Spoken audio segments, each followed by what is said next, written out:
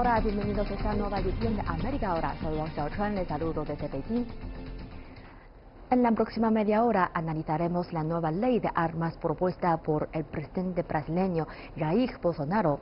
Conversaremos con partidarios y detractores de esta legislación y estudiaremos sus repercusiones en una sociedad con tantas aristas como la brasileña. También viajaremos a Texas, que va camino de convertirse en el primer estado de Estados Unidos con una población de mayoría hispana. Ahí estudiaremos qué cambios sociales y políticos podrían producirse con esta nueva situación sociodemográfica. Y en nuestro último reportaje de hoy, prepárense para subir hasta el estadio de fútbol a mayor altitud del mundo, ubicado en la ciudad boliviana de El Lardo. No se pierdan ninguno de estos tres interesantes reportajes. Comienza América Ahora. Controversias sobre la ley de armas en Brasil.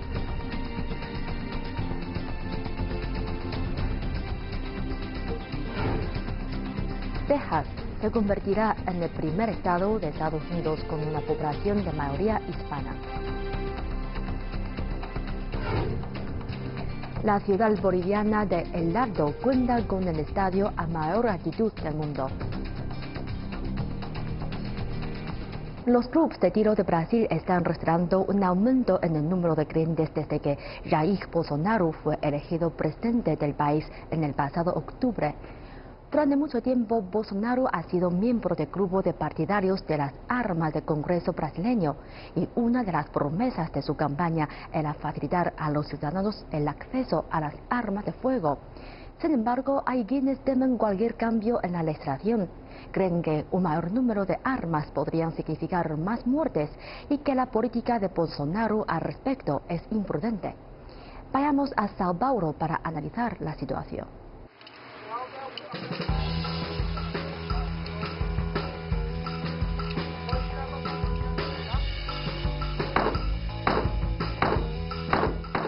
A Carol Fassi le encantan las armas. Lleva disparando desde que tenía 15 años. Pero le preocupa una cosa: las limitaciones para tener un arma en Brasil.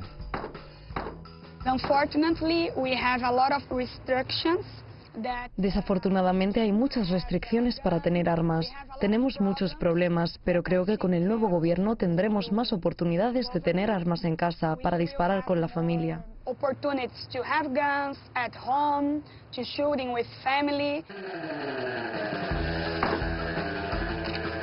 ¿Cómo se siente cuando dispara un arma? ¿Qué es lo que le gusta?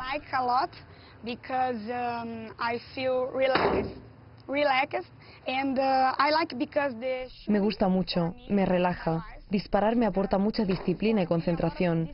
Creo que practicar tiro es muy importante en mi vida, para la disciplina, los estudios, para el trabajo.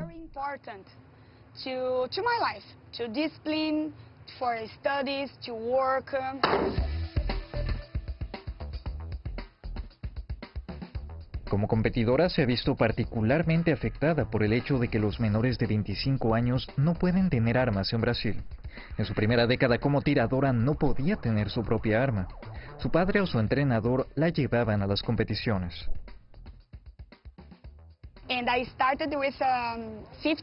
Empecé con 15 años, así que tuve que esperar hasta los 25 para tener mi propia arma. Hoy tengo 27 años y tengo esta pistola y mis documentos desde hace solo 2. ¿Qué le diría a la gente que asegura que con más armas en un país complicado como Brasil habría más muertos? Creo que es totalmente falso. Para mí las armas son por seguridad. Creo que necesitamos tener armas por seguridad, por nuestra seguridad y la de nuestra familia, para la competición. La gente mata a otras personas con otros tipos de armas.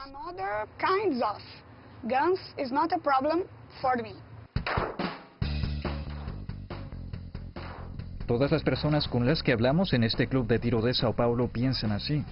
Insisten en que las armas pueden hacer que el mundo sea más seguro. Ahora están más contentos gracias al hombre cuya imagen está colgada por todas las paredes del club. Jair Bolsonaro, el nuevo presidente de Brasil.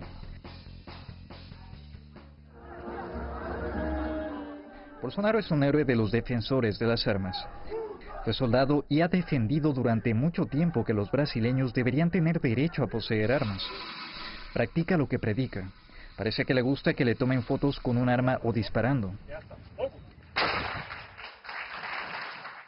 Como presidente ha lanzado algunas normativas sobre la propiedad de armas. Ahora los brasileños pueden tener hasta 4 armas de fuego sin una autorización formal de la policía, aunque todavía deben ser mayores de 25 años.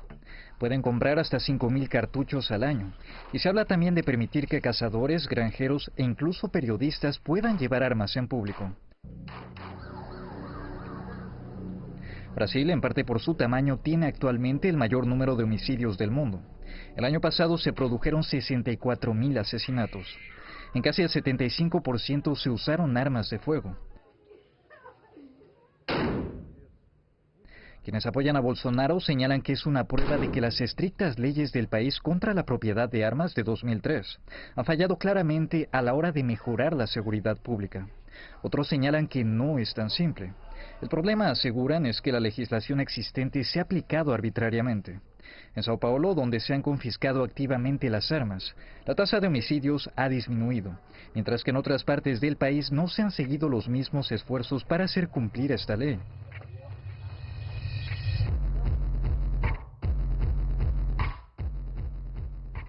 Esto es Rocinha, una de las mayores comunidades de clase trabajadora de América Latina. En solo 8 días han muerto por disparos 12 personas. Varias son víctimas de enfrentamientos entre bandas de narcotráfico. Otras recibieron disparos de la policía. Algunas murieron por disparos fortuitos. Davidson Farias de Souza fue uno de esos fallecidos. Su madre, Marlene da Silva, asegura que fue una víctima inocente.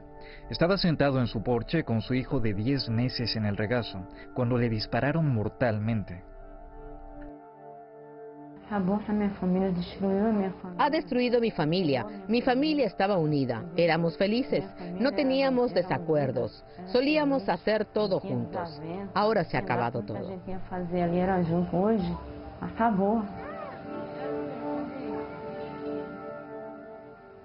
Su nuera, Taina de Oliveira, afirma que el número de armas solo empeora las cosas. Es una sensación muy mala despertarte por la mañana, llevar a tu hija al colegio y cuando vas a trabajar, bajas las escaleras y te encuentras a alguien con una pistola. Y con los vendedores de drogas hay muchos accidentes. No sé si fue un accidente o intencionado, pero cuando se dispara una pistola hay muchas posibilidades de que le dé a alguien. Creo que si la gente puede acceder más fácilmente a las armas, las cosas se empeorarán más, porque ahora, sin que estén legalizadas todavía, ya están mal. Hay muchos casos de balas perdidas, accidentes con pistolas e incluso ejecuciones. Imagine si tenemos licencia de armas. ¿Cómo será si todo el mundo puede tener una pistola? Además, esto es solo para ricos, porque los pobres no tendrán acceso a una pistola, porque son muy caras.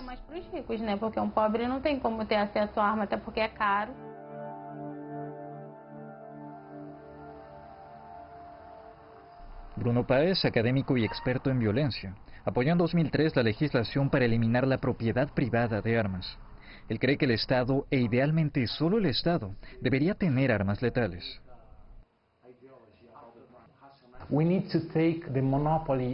Tenemos que recuperar el monopolio de la fuerza porque hoy tenemos en Brasil pequeños grupos diferentes que tratan de usar la fuerza para defender sus intereses, sus propios intereses. Así que el Estado debe tomar el monopolio de la fuerza. No necesitamos dar armas a la gente. Tenemos que sacar esas armas de la calle.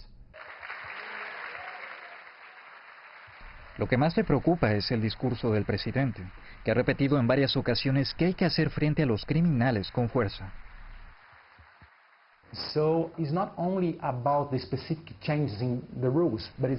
No son cambios específicos en la normativa, sino el espíritu de todo. Vivimos, como dice el presidente, en una guerra. Hay algunos chivos expiatorios entre la población. Son gente negra pobre. Viven en los barrios pobres y son peligrosos. Y necesitamos sobrevivir, así que llevaremos nuestras armas. Necesitamos defendernos de esos chicos malos. Ese es el mensaje. Y es un mensaje muy peligroso. That's the message of the That is the message. president. So this message is very dangerous. De vuelta en el club de tiro, donde opinan que el problema de Brasil es que los chicos malos tienen las pistolas, mientras que los ciudadanos que respetan la ley no pueden tenerlas. Los miembros del club mencionan un ejemplo de cómo pueden detener el crimen los civiles armados. El año pasado, justo fuera del club, los hombres trataron de robar a unos clientes en la calle, sin darse cuenta de que a unos metros había decenas de tiradores entrenados. Leonardo Palmeiri y Vinicius Pires, ambos instructores, estaban dentro del club en ese momento.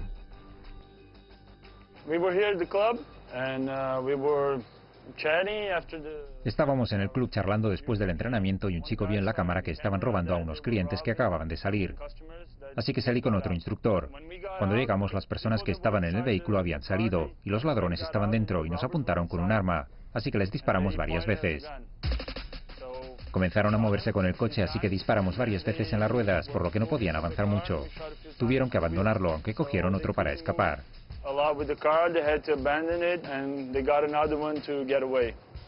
Los ladrones, que no resultaron gravemente heridos, fueron arrestados más tarde.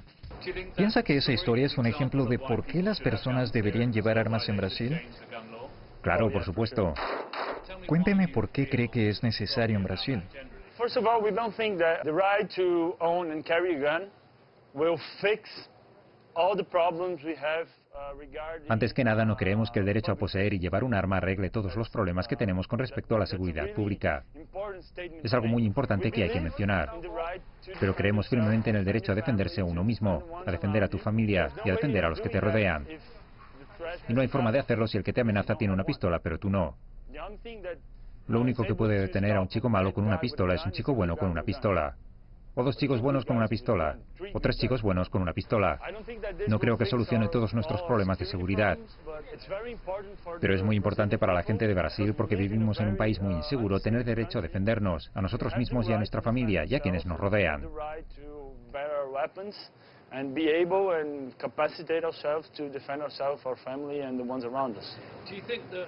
¿Piensa que el hecho de que fuera una parte clave del mensaje de Bolsonaro fue una de las razones para su elección?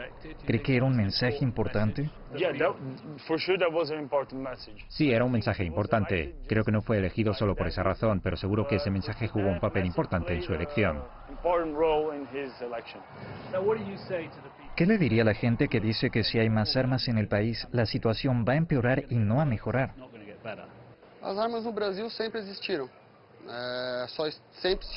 Siempre hemos tenido armas en Brasil. La mayoría estaban en manos de la gente equivocada. La gente siempre las ha tenido. Los brasileños siempre encuentran la manera de tener armas, pero no teníamos derecho a llevarlas.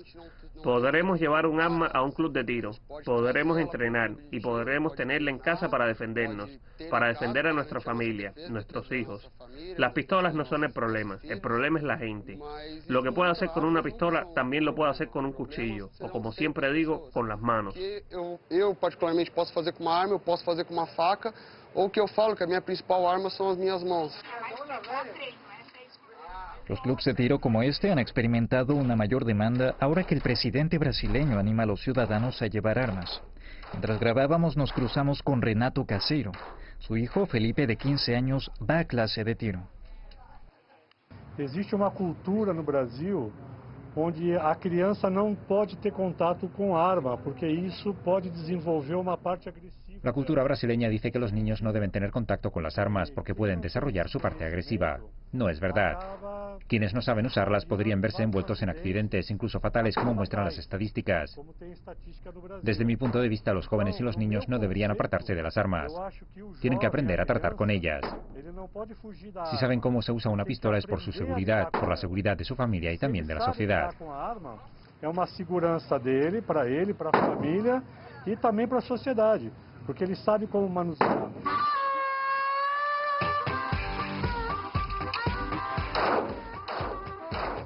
Para Carol, uno de los principales obstáculos para convertirse en tiradora no es la ley, sino la idea de que se trata de un deporte para hombres. Cuando empecé a practicar tiro tuve algunos problemas por eso, porque era muy joven y cuando empecé a tener buenos resultados a los hombres no les gustaba. Decían, esta chica disparando es mejor que yo, pero ahora en Brasil la situación es mejor.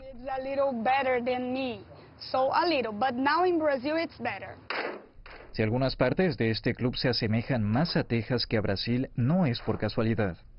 Le gustaría que cambiara la normativa para que se parezca más a Estados Unidos, de forma que sea más fácil comprar un arma incluso en el supermercado.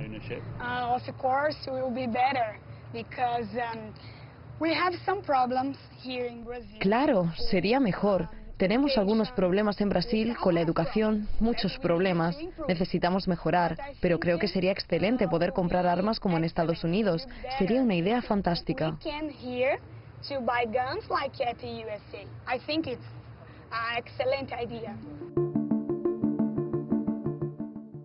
Tal como sucede en Estados Unidos, la opinión sobre la propiedad de armas está profundamente dividida. Ahora en Brasil, parece que los que están a favor tienen ventaja.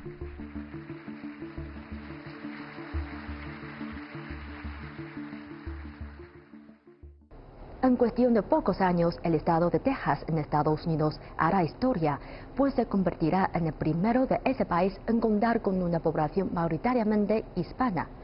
Este escenario debería traducirse en un significativo giro político, pero como veremos a continuación, podría no ser así.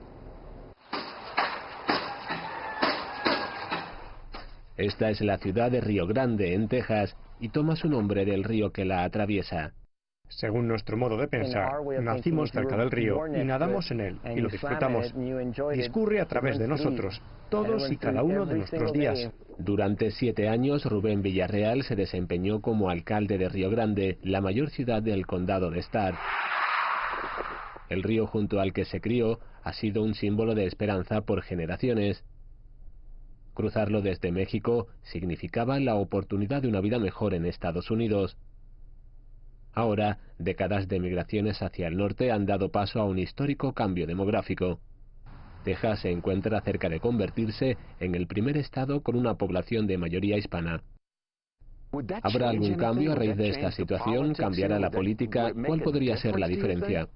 Bueno, se lo preguntan a alguien que vive en una comunidad predominantemente hispana, por lo que para mí no cambiará nada.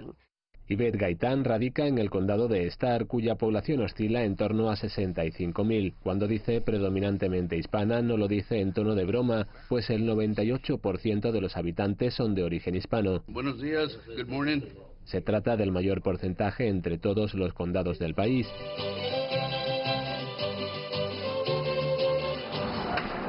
En todas las calles principales, la mayor parte de los anuncios y carteles están en español. El condado de Starr, junto con las comunidades vecinas de Mission, McAllen y Brownsville, todas ellas con una alta concentración demográfica de latinos, son la razón principal de que Texas pronto disponga de una mayoría hispana.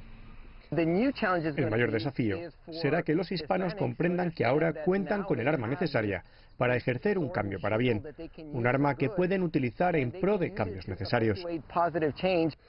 Y existe una necesidad de cambios positivos en la población hispana de Texas. Este banco de alimentos en la localidad tejana de Pharr sirve a personas de bajos recursos en 3 condados limítrofes y cada año el número de personas que lo necesitan va al alza. Ruby Martínez es gerente de comunicaciones. La necesidad está creciendo. Tan solo el año pasado el número creció en un 32%. Pasamos de 43.000 usuarios del comedor hasta 64.000 a la semana en promedio. El banco de alimentos sirve a la población en general y a las escuelas. Entonces todo esto va a las escuelas. Así es. Muchos niños pasarían hambre si estos alimentos no les llegaran, ¿verdad? Así es, exactamente.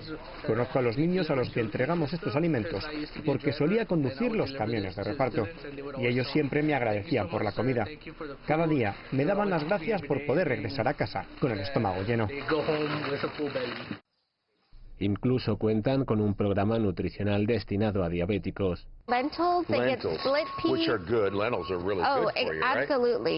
Sandra Villegas imparte clases de nutrición y está a cargo de dicho programa.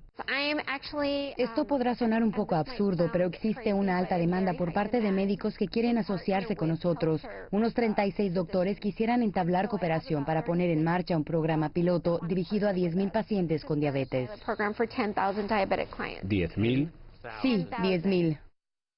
Y casi todos los usuarios del banco alimentario son de origen hispano. Diría que el 90% son hispanos. El 90%.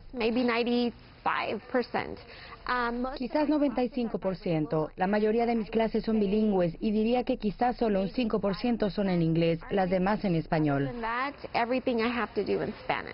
El banco de alimentos tiene su propio jardín y los niños pueden venir aquí para aprender a cultivar vegetales, una lección encaminada a mejorar su nutrición. En la granja también se crían pavos y pollos.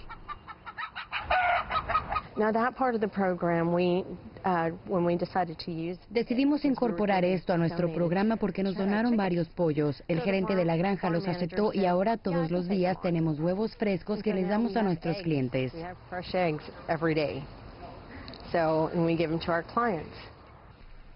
La pobreza es un problema que aqueja a buena parte de la comunidad hispana, especialmente en el Valle de Río Grande. A nivel estatal, el 14% de la población figura por debajo del umbral de pobreza, pero el sur de Texas duplica ese porcentaje. En el condado de Starr es del 35%. Sin embargo, el exalcalde de Río Grande se muestra irritado ante la afirmación de que la población de Starr es pobre. ¿Quién define la pobreza? De hecho, una vez vino un reportero de la ciudad de Nueva York que estaba trabajando en un reportaje y me preguntó que por qué no actuábamos como pobres. Pues vaya, no nos llegó el memorándum. Si recibimos la gracia de la fortaleza y tenemos iniciativa, talento y destreza, ciertamente los usaremos. ¿Existe algo que aún pueda hacerse a fin de brindarle a la población más herramientas para defenderse? Educación. A medida que Texas se vuelve cada vez más hispana, las autoridades apuntan al nivel de educación como el principal desafío de este escenario. Por ejemplo, el 40% de los hispanos mayores de 25 años no se graduaron de la preparatoria. Y aunque las cifras demográficas están creciendo, solo el 25% de los latinos de entre 25 y 34 años se graduaron en la universidad o cuentan con certificaciones técnicas. Gina Caramilin es una abogada que en el pasado impartía clases. Existe una enorme diferencia proporcional entre los hispanos en universidad y en preparatorias de Texas. Se trata de una mayoría en las escuelas preparatorias, pero por mucho una minoría en instituciones universitarias. Y en condados como el de Starr, donde los hijos de Yvette Gaitán cursan sus estudios, casi todos los alumnos son hispanos. Si observas los informes escolares que envían, en la escuela de mi hija el 100% de los alumnos son hispanos. En la preparatoria donde estudia mi hijo, el 98% son de origen hispano. ¿Considera que es posible que en un futuro no muy distante las matrículas universitarias sean proporcionales a la población?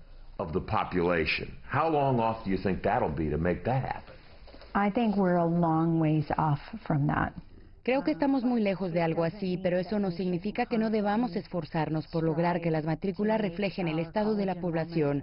Si tuviera que adivinar, diría que en unos 20 o 30 años será así.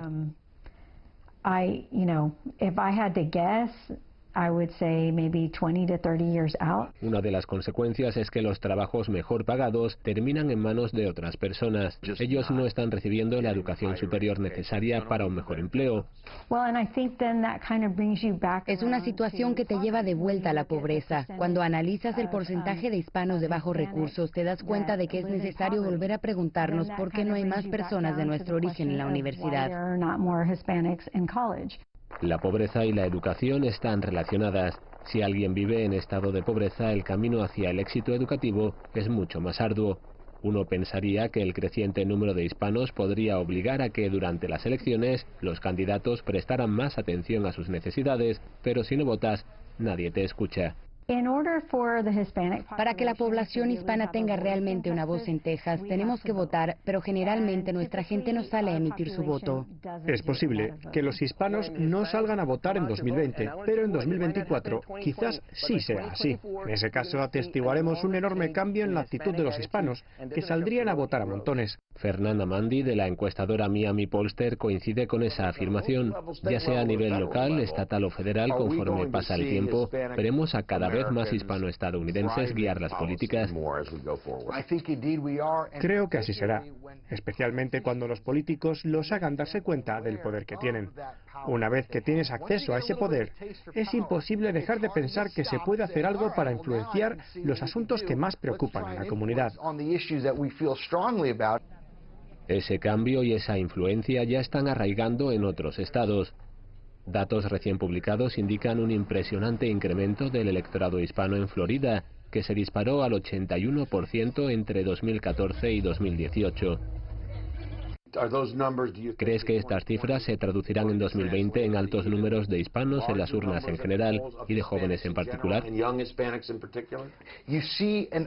Hay un mayor entusiasmo e interés, de una manera inédita en años anteriores. Creo que esto se reflejará y dará paso a un número récord de votantes hispanos en todo el país, no solo en Florida.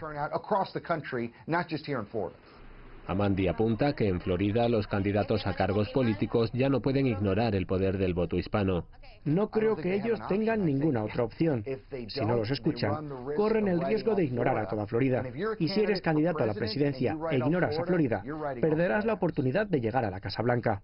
En Texas, el poder del voto es una lección que todavía está en proceso de aprendizaje, aunque el énfasis aún no es el suficiente. En las escuelas públicas somos mayoría, mientras que en el Estado ya casi lo somos.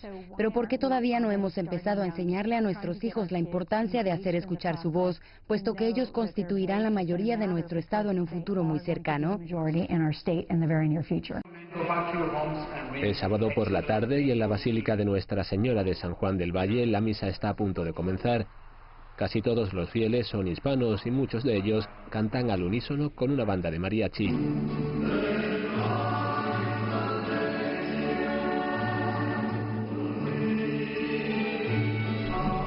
Casi todos aquí creen en el poder de la oración y todo apunta a que en un futuro cercano también creerán en el poder de los números.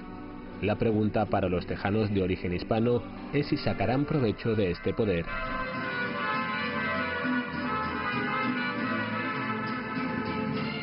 El Alto es la segunda ciudad más poblada de Bolivia y ahora cuenta con el estadio a mayor altitud del mundo.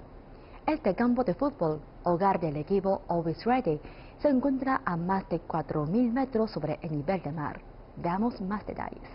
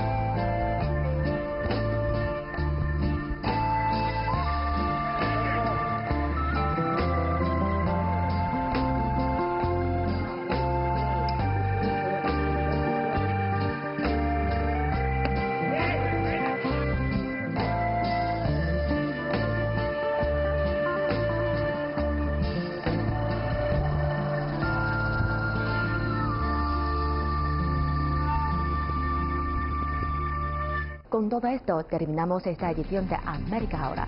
Gracias por sintonizarnos durante esta media hora. Soy Rosa Chen Beijing, nos vemos en la próxima edición.